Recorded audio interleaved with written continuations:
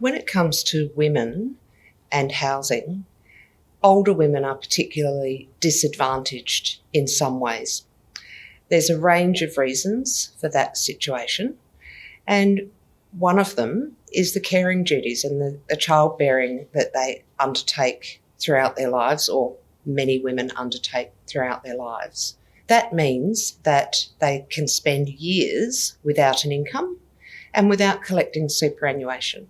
So what we're seeing in Australia today is the result of women who started work before the superannuation scheme commenced and are reaching retirement age with very little or no super, and who don't own their own home. So that immediately plunges people into poverty, women in particular. Men fare better. It's not to say that there aren't any men in that situation, but generally speaking, men do fare better than women in terms of the income levels and the time that they continuously spend in the workforce.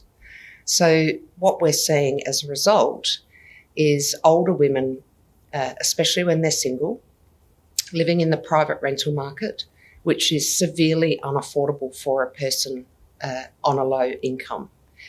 We see people falling out of the private rental market, particularly women, who enter into a situation of homelessness for the first time in their lives. That is a situation that is shocking and disturbing, and it's essentially an issue of poverty. So we often talk about retiring into poverty, and that situation should be redressed.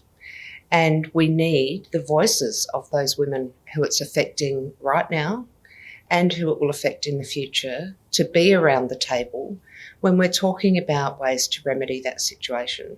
One of the things we talk about a lot at Shelter SA is the need for social housing that is government owned or owned by not-for-profit organisations as one remedy to that situation.